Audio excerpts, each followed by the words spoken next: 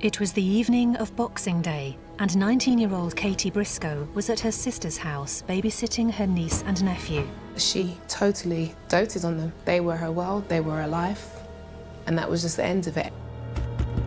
But just after 9 p.m, there was a knock on the door. It was obvious to us that whoever came to the door that evening was somebody that Katie knew and was comfortable with letting into her sister's house. But by opening the door, Katie welcomed in a nightmare. That night was the beginning of an ordeal. I wasn't prepared to believe it was real because it just didn't make any sense. The police investigation into the horror unleashed on that Boxing Day night revealed Katie had become ensnared in a twisted virtual world. It was a complex web of deceit, but the more we investigated, the more we realised that it was just a sick and twisted fantasy. An evil social network where no one was what they seemed and no one could be trusted.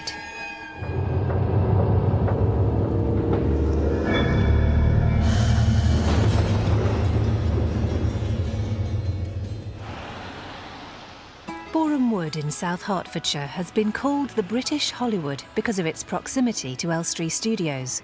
It was also the town Joy Brisco made home in 1994, when she moved from London with her two daughters, 13-year-old Sabrina and Katie, who was just 1.5. You could say some people would go up and down. Katie was just one straight line, the same humble, quiet, peaceful-natured person. Katie has never ever once said to me, I do not like this person, or I found faults with this person. She was always jolly, cheerful and happy. Katie was never interested in going to clubs, smoking or drinking, or even putting on makeup. She was just interested in studying, church and family.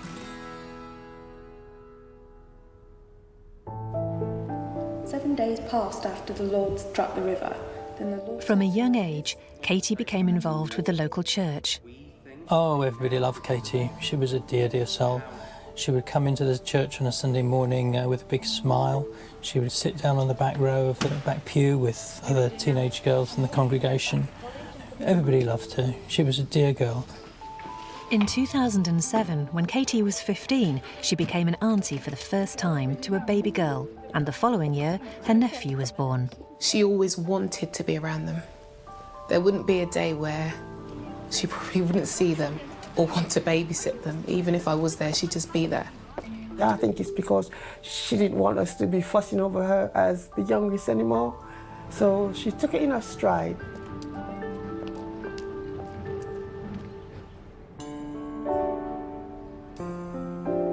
As well as being a devoted auntie, Katie had a creative talent and passion. She was a gifted artist. Oh, she was forever drawing sketches. In actual fact, on your birthday, she'll say, I'll draw you something because I'm putting my personal touches to this. And she draws a sketch of something that she thought about that suited us. She always was drawing, and she expressed herself through her work. After passing her GCSEs in 2008, Katie enrolled at West Herts College in Watford to transform her artistic talent into a career. She was very dedicated, very motivated in what she wanted to do. So she really did excel in college. Katie initially studied a 2-year BTEC National Diploma in Art and Design, and in 2010 she started a foundation degree in graphic design and illustration. At college, she met a teenager called Tony Bushby. I'm sorry. Tony Bushby was an 18-year-old male who'd started college in 2009, studying a BTEC in art and design, but specialising in graphics. Katie and Tony weren't on the same course, although they were studying similar subjects, and therefore we believe would have seen and bumped into each other on a regular basis at college. And as is often the case in today's society, as well as being friends at college, they were also friends through the social networking site Facebook. And it was through this social network that their relationship developed. In spring 2011, via Facebook, Tony asked Katie out on an official date. Katie, I was wondering if sometime you maybe wanted to go to the cinema with me. We believe that Tony and Katie went on their first date in April of 2011 when they went to the cinema together. Katie and Tony's relationship continued to develop, but the couple kept it secret. Well, I'll see you at college tomorrow, OK? Okay. One last thing. Let's keep it between me and you. Katie's friends said that she was quite secretive about the relationship with Tony, but if they actually asked her directly how things were going, she would just say it was fine. I never really 100% knew that Katie had a boyfriend. At night, sometimes I'd have girly chats with her and just be like, Katie, do you have a boyfriend? She'd be like, no. And then there was other times where I'd be like, Katie, I know you've got a boyfriend. She'd just snigger it off. Wasn't sure whether she felt uncomfortable about speaking about it or whether she was just being a teenager. And through her relationship with Tony Bushby, Katie found she was making new friends online. People Tony knew began to send her friend requests on Facebook. One by one, during mid to late 2011, Katie was approached via messages from 4 people who said they were friends with Tony Bushby. These 4 friends were called Dan Tress, Sin or Cynthia Darwin, Shane Pluon and Crystal Stangard. And they all added her as a friend and asked her if she was the person he'd been going out with. And we know that Tony, Katie and those 4 people all participated in conversations via Facebook. Through Tony, Katie now had a new circle of friends. In reality, she had never met any of them and knew very little about them. But by accepting their friendships online, Katie could never have imagined the danger she was inviting into her life. In July 2011, 19-year-old Katie Brisco was coming to the end of her first year studying an art foundation course at West Herts College in Watford. She had also begun seeing fellow student, 18-year-old Tony Bushby. But the couple kept their relationship secret. Katie would talk about Tony Bushby to her friends, but would not go into details, and her friends knew very little about him. Although Katie and Tony both seemed very secretive about their relationship, we do know that Katie had told one of her friends that she was in love with him. You're always on that thing, Katie. Katie didn't tell her family about her new boyfriend. Are you okay? I'm good. And I kind of got the impression that there was somebody that she was seeing, but he was someone that she, for whatever reason, 5 minutes. Okay. didn't want to talk about. Unbeknown to Katie's family, she not only had a secret boyfriend, but through Facebook, she was now friends online with 4 people he'd introduced her to. The first person that Katie accepted a friend's request from was a guy called Dan Tress. Are you the Katie that's going out with Tony? Yeah? I'm Dan. Has he not mentioned me? Dan Tress introduced himself as a very good friend of Tony Bushby's to Katie and asked if she'd ever heard of him. From some of the information on Facebook, there were certainly suggestions that Dan Tress was involved in criminal activity, including the use and supply of drugs. Dan Tress begins to paint a different picture of Tony Bushby than Katie is probably aware of at the time. And one of Tony's friends took a particular interest in his new girlfriend. So how old are you? Katie also befriended Cynthia Darwin, who was known as Sin. She was a 19-year-old female from Camden in London. So got yourself an artist, have you? It seemed Tony Bushby had been more than just friends with Sin Darwin in the past. Throughout the messages, it is implied that they had a bit of an on-off relationship, a bit of history together. Through their Facebook messages, it appeared Sin Darwin wanted to rekindle her romance with Tony Bushby. No, I'm not. Not for old time's No, sake. I'm in a relationship with her. But he was now with Katie, a relationship they had hidden from both their families. However, in the summer of 2011, Katie's big sister unintentionally met her secret boyfriend. As I came downstairs, I saw Katie on the doorstep. Hello. I thought you were at work. I finished early today. I kind of just stood there, and she, at that point, had to introduce him to me because I hadn't moved. Tony, this is my sister. Hello. He'd come in, and he had sat at the bottom of my sofa underneath my window, and I felt uneasy by him, by his presence. And then I went back upstairs for about 2 minutes, and I came back downstairs and he was gone. And I found that to be very, very strange. Very rude, but also very, very strange. And when Sabrina and Katie's mum, Joy, bumped into her youngest daughter's new boyfriend, she wasn't impressed either. One day I was walking down the road in Boreham Wood and I saw this couple walking towards me, and I'm short-sighted, so I wasn't even aware it was Katie and this bloke until they got close to me. Then Katie waved and said, "Hi, Mom." Then this boy walked on a couple of steps and then he stopped. And this person, knowing who I was, he just walked off as though he had no respect. When I came back home, Katie was already indoors. So I said to her, "Who was that boy that you was with?" He's a boy and he's a friend.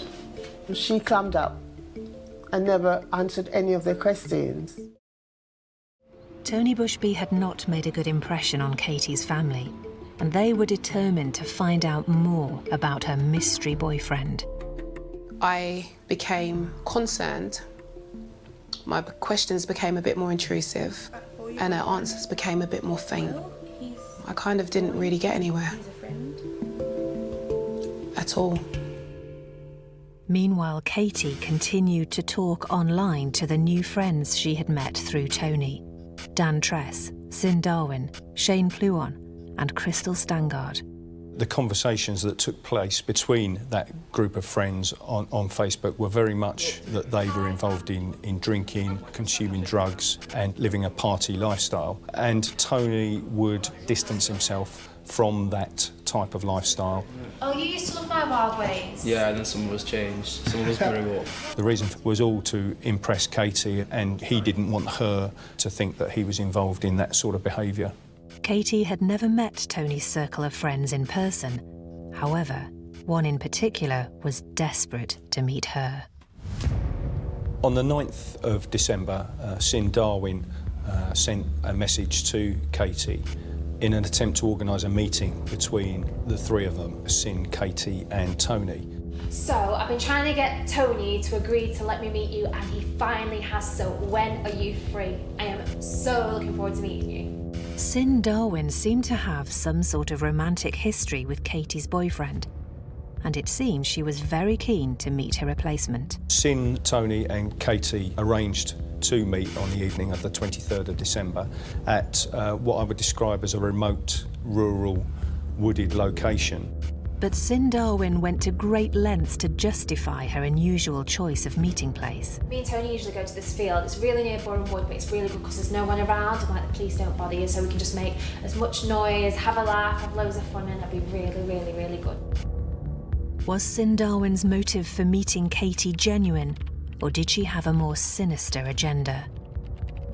Dark, wooded, secluded. It is a very unusual place to be meeting socially. On the 22nd of December, the final arrangements were made for the meeting. We're meeting at 8:30.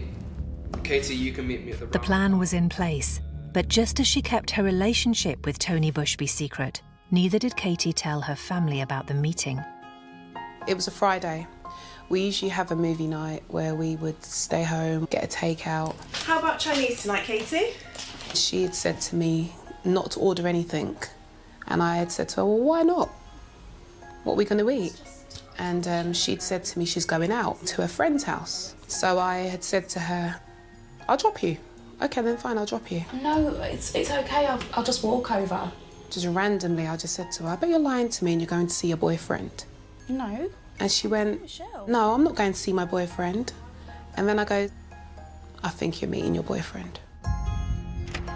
See you later. Although she refused to confirm where she was really going, Katie left Sabrina's house and headed out to meet Tony as planned. Sorry I'm late. Sabrina just kept going on and on. She knew I was going to meet you and she would not let it drop. Doesn't matter. No, come on, let's get I'm going. sorry. No, it's fine, we're going to be late, come on. Katie and Tony headed to where the trio had agreed to meet, but when they arrived, there was no sign of Tony's ex-girlfriend. Can you see her? The couple waited in the cold December night, in the darkness. She can't be too far off. Sin! Responds a voicemail.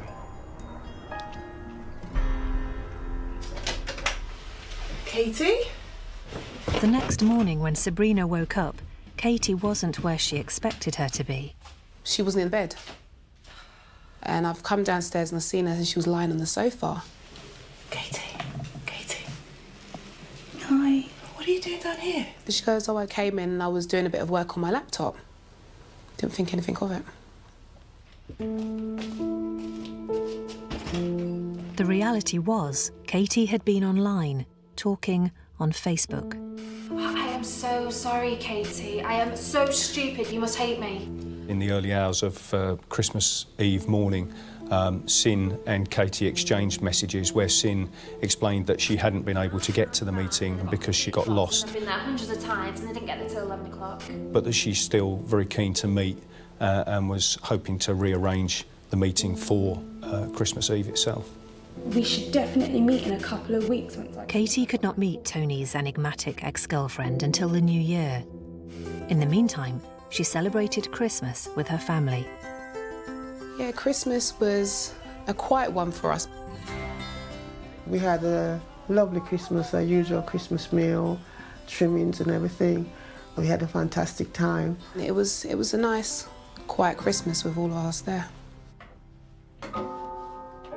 The following day, Boxing Day, Sabrina had plans to go to London for the evening, and Katie jumped at the chance to babysit for her niece and nephew. Sabrina checked in with Katie just after 7 p.m. Hi. And I said to her, what are they doing? She said they're in bed. And I was like, oh, wow, you're good. I never had to worry.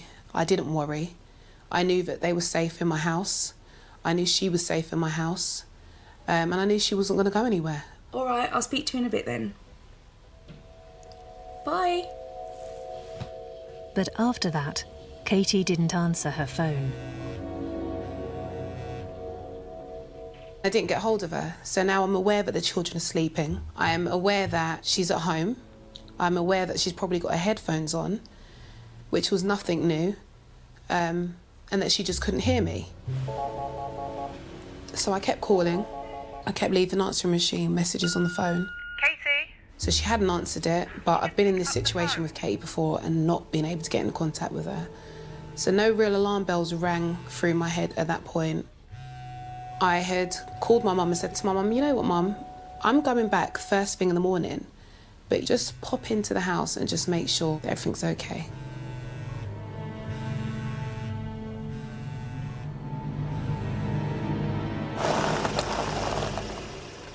Katie's mum had been working on Boxing Day night, so as soon as her shift finished, she went to Sabrina's house. I called round, and as I walked to the door, I noticed that there was blood stain on the outside of the door. I heard my two grandchildren say, Grandma, Katie's dead. Didn't want to alarm them, so I said, let Grandma in, without raising my voice, without showing panic. And they let me in.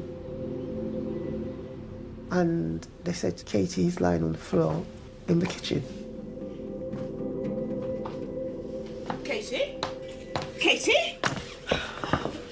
But when I went to pick her up, she was cold, and I realized she was dead. I dialed 999, and they came around within minutes.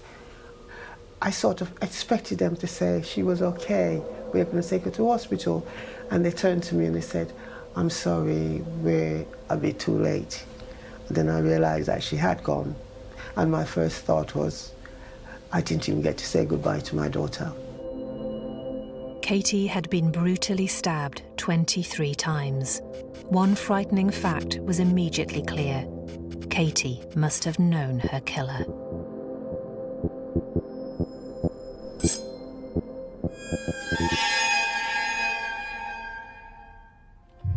On Boxing Day 2011, 19-year-old Katie Brisco was babysitting for her niece and nephew in Boreham Wood, Hertfordshire.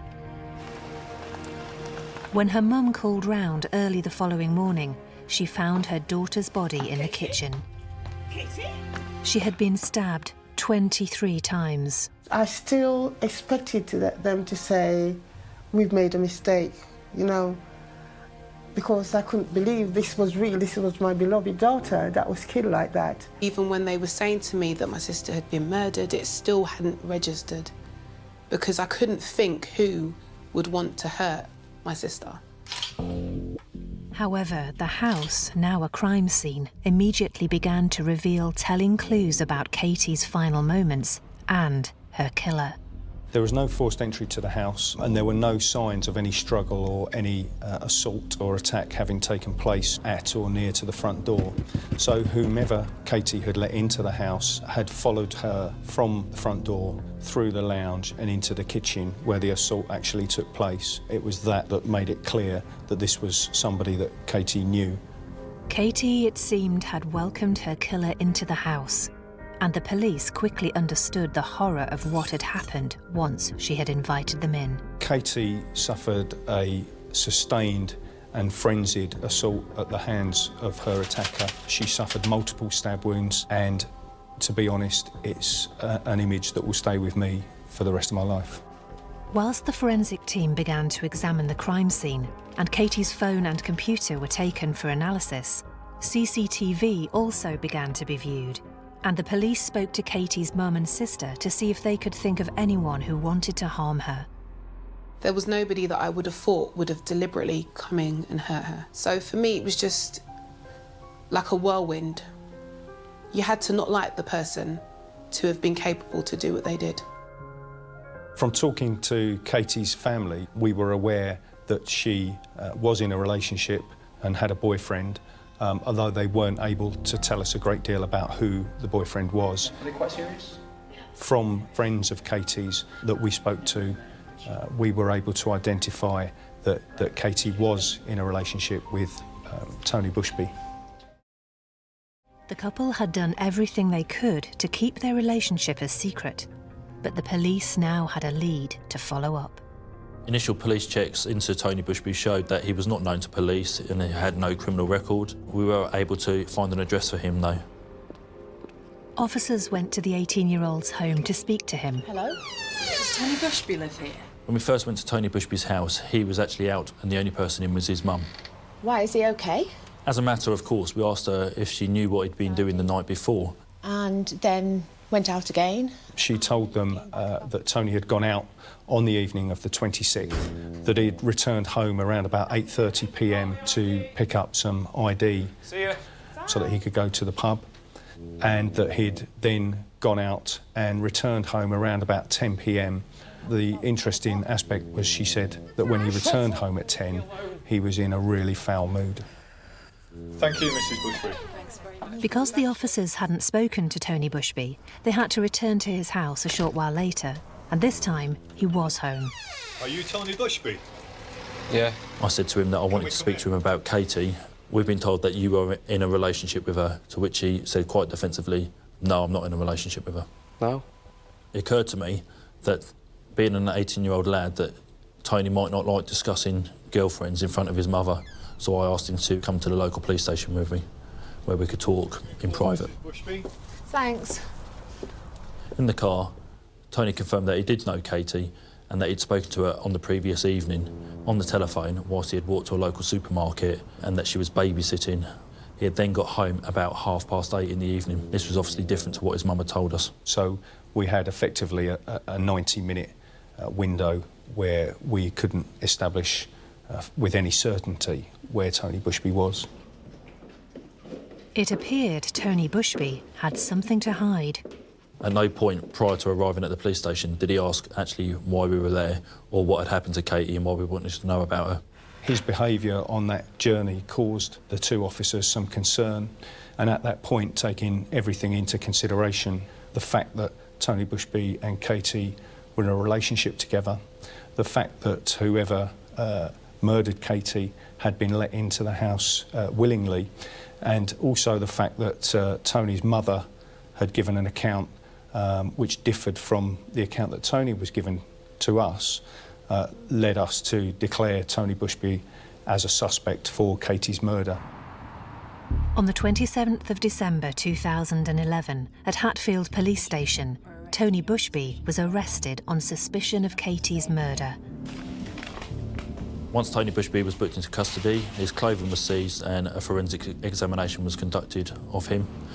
Outside of the police station, his address was sealed off for forensic examination as well. The following morning, Tony Bushby said he needed to speak to an officer. He made what we call a significant statement to me. He told me that he had lied to us the night before and that he'd been doing a friend a favour. Is this going to get you into trouble? The favour he had done would get both him and his friend in trouble. He then asked to speak to a solicitor before telling us anything else. Come on, sunshine. The question was, what was this secret? And who was Tony protecting? Later that day, on the 28th of December 2011, Tony Bushby formally confirmed what he'd said in the cells, with a prepared statement. I hereby categorically confirm that I have absolutely no knowledge or awareness of any such murder whatsoever. Tony Bushby was claiming that although he wasn't connected to Katie's murder, he was doing something illegal on the evening of Boxing Day 2011. I have nothing further to add at this stage. For the rest of the day, Tony Bushby refused to elaborate. However, at 10:30 that evening, he requested to speak to the police. I want to tell you what really happened on that night. It seemed Tony Bushby was ready to talk about what he'd been doing on the night of Katie's murder. Tony Bushby stated that he'd been contacted on Christmas Day by a friend of his called Dan Tress, who had messaged him over Facebook live chat. It appeared Dan Tress was not only a friend of Tony Bushby's, but was an online friend of Katie's and regularly exchanged messages with her. Are you the Katie that's going out with Tony? Yeah? I'm Dan. Has he not mentioned me? However, on Christmas Day, it was Tony Bushby he was talking to on Facebook. Do you mind meeting up? I really want to ask a favour of you. Yeah, sure, no problem.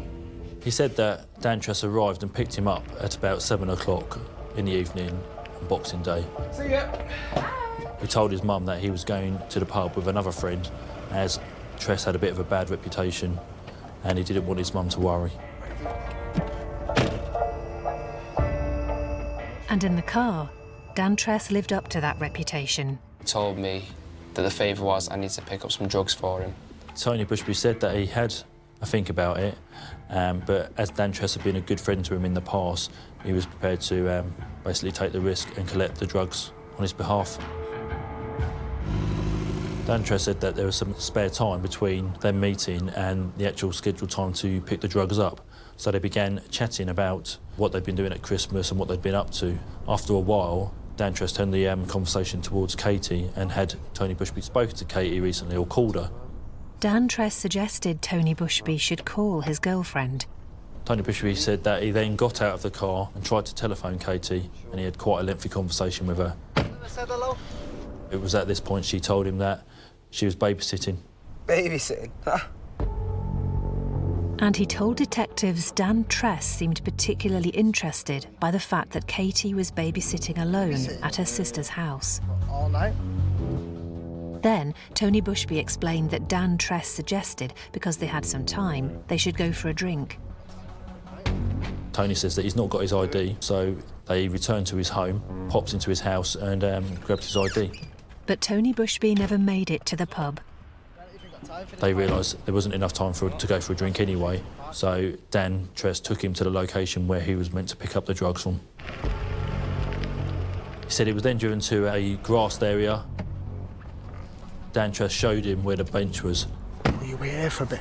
That's fine, we're back in about an hour. Tress told him to wait there and the man would bring him the drugs, and he said that he would be back in an hour. Dan Tress did not tell him where he was going, and Tony just waited at the park bench. So I sat at the bench about 20 minutes past. I was sat with the drugs in my lap for about another 20 minutes, wondering where Dan was, and then he turned up. Not too bad. That stuff, yeah? Yeah, it just came along as good. Dan Tress then returned to the location and they went and got back in his car. When Tony got back in the car, after 40 minutes waiting outside in the cold, his friend Dan Tress seemed grateful for his help. Tony Bushby stated that Dan Tress looked at his hands and said, "Your hands look cold," and handed him a pair of gloves. Put these on. Cheers, man.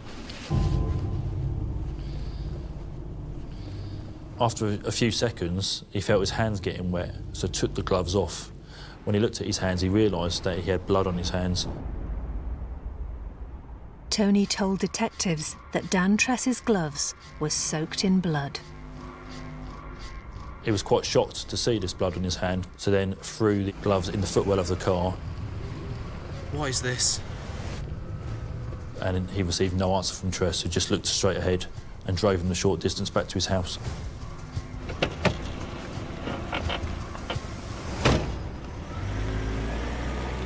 Dan Tress drove away, and Tony Bushby, with the blood still on his hands, ran into his house. Just shut up and leave me alone. Once he got home, he went straight upstairs and washed his hands in the upstairs sink.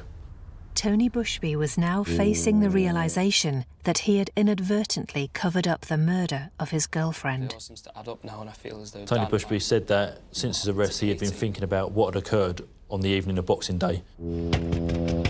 And he actually thought that Dan Tress may have been responsible for what had happened to Katie. Could Dan Tress be responsible for murdering Katie?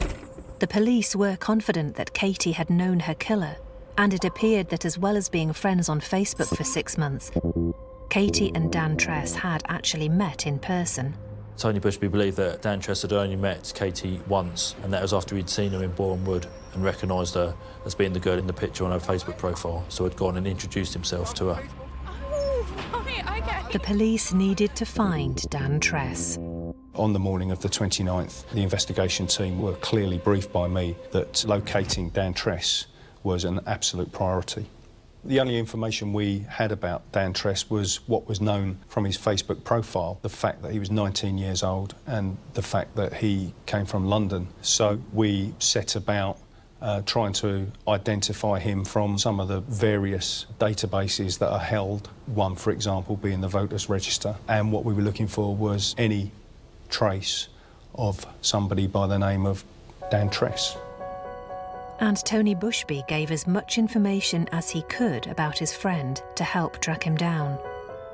He described his car as a green VW Golf, although he wasn't able to give us the registration number. He also talked about how he'd met Dan Tress through their mutual interest in karate. So that presented us some other lines of inquiry. The hunt was on to locate Dan Tress. Despite the limited information Tony Bushby had given us, we still had some avenues that we could pursue around the names he had given us, Dan Tress's car, and also around meeting them at a karate club. Oh, hello. From every single check against every database that's held, there was no trace of anybody by the name of Dan Tress alive in the UK. The detectives realised that Katie's killer must be right in front of them. It transpired that Dan Tress didn't actually exist and that he was completely fictitious and made up by Tony Bushby. As the idea of Dan Tress evaporated, so did the cloud of lies Tony Bushby had attempted to use to conceal the horrific truth. The police believed he was in fact Katie Brisco's killer. And with that clarity, the full tangled web of lies became visible. The four Facebook profiles for Dan Tress, Shane Pluon, Sin Darwin and Crystal Stangard had all been created on Tony Bushby's laptop whilst it was being operated from Tony Bushby's home address. The disturbing reality was that these four friends were entirely fictitious. Characters created in Tony Bushby's bedroom with the sole purpose of manipulating Katie Brisco. But it's certainly my opinion that those four Facebook profiles were created with the sole intent of luring Katie into Tony's fantasy world and enabling him to groom Katie towards being able to commit this horrific crime. This revelation put events leading up to Katie's murder in a new, sinister light, especially the evening of the 23rd of December. Sin Darwin and Katie arranged to meet in a remote location, but Sin Darwin didn't exist. I don't know Bournemouth at all. So it's probably easier, Tony, if you show Katie where the place is and I'll just meet you there. That meeting on the 23rd had been orchestrated and planned by Tony Bushby. And when you consider that he was looking to lure Katie to a remote, rural location when it would have been dark, I am firmly of the view that he was planning to murder Katie that evening. And it appears that it was just pure chance that Katie unwittingly escaped Tony Bushby that night by telling him her sister had guessed she was going out to meet him. Him being the coward that he is, he knew that that night was not the night. Tony's desire to try and get away with murder meant Katie had one last Christmas with her family. She knew I was going to meet you and she would not let it drop. I'm sorry. No, it's fine, doesn't matter. But it is clear that Tony Bushby remained determined to kill his girlfriend. We were also able to recover from Tony Bushby's laptop certain searches that he had conducted in the days and weeks leading up to Katie's murder. And we know that he searched things like how to dispose of a body, how to burn a body, how to dig a grave. Katie's brutal murder was clearly premeditated. The motive behind it would highlight Tony Bushby's most depraved and twisted fantasy yet. On Boxing Day 2011, 19-year-old Katie Brisco was brutally murdered whilst babysitting. Her boyfriend, Tony Bushby, was arrested, but claimed his and Katie's Facebook friend, Dan Tress, had killed her. I came to a very shocking conclusion that, I will be honest with you, I do not want to be true, but I do have my suspicions that Dan might be linked to this whole thing. The police discovered Dan Tress and 3 other friends Bushby had introduced to Katie online were nothing more than figments of his twisted imagination. Tony Bushby had killed Katie. We recovered CCTV footage from the morning of the 27th of December, and on that footage were images of Tony Bushby walking along the road carrying a large black bin bag. It's firmly my opinion that that black bin bag contained all of the clothing that Bushby was wearing when he murdered Katie, as well as the murder weapon itself. And despite extensive efforts to recover that bin bag, we unfortunately never did. Despite denying killing Katie, Tony Bushby's web of lies was quickly unravelling. Forensic scene examiners recovered some blood from the front door at Tony Bushby's home address. Whoever had left the blood there had had blood on their hands. Upon receiving the result from the laboratory that the blood found on Tony Bushby's front door was that of Katie Brisco, that was absolutely the moment where we had sufficient evidence to seek a charging decision. 4 days after Katie was murdered, on the 30th of December 2011, Tony Bushby was charged and placed on remand. On the 5th of July 2012, the trial began at St Albans Crown Court. Tony Bushby pleaded not guilty. We could categorically demonstrate that everything he was putting forward in his defence was a lie, but he still got up and gave evidence and stuck to that account. He stood there and he made the comment of who would want to hurt Katie. Too right, who would want to hurt Katie, but he did. The prosecution revealed a calculated, chilling, premeditated murder. After the failed murder attempt on the evening of the 23rd of December 2011, Tony Bushby did not waste any time in putting into motion his plan B. Hey Katie, I've been thinking I really need to speak to you or meet up with you, say Boxing Day. Can I call you? And in fact they did make an arrangement to speak around 8 p.m. on Boxing Day. After speaking to Katie on the phone on the evening of the 26th of December 2011, he returned home at 8:30, just as his mother had recalled. However, he was not there to collect ID. We believe that he returned home at about 8:30 to collect a knife, which he would use to attack her with, knowing that she was at home alone. He then left his home address. We know there's a short telephone call to Katie shortly after 9 p.m, I would suggest that that short phone call is Tony Bushby check-in to make sure that Katie is still alone and that the coast is clear for him to come around. Once inside, that's when he attacked her and took full advantage of her being by herself. And then we know that he's back home around 10, and from his mother's own description that he was in a foul mood.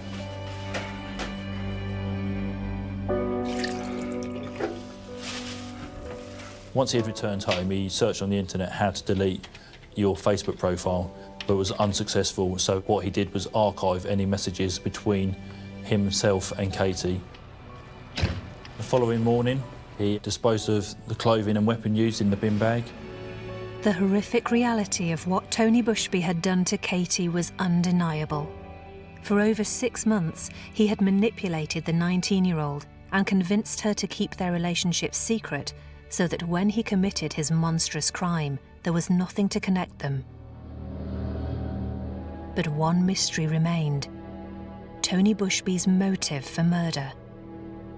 I was always satisfied from day one that this crime was sexually motivated, despite the fact that we did establish that Katie wasn't actually sexually assaulted.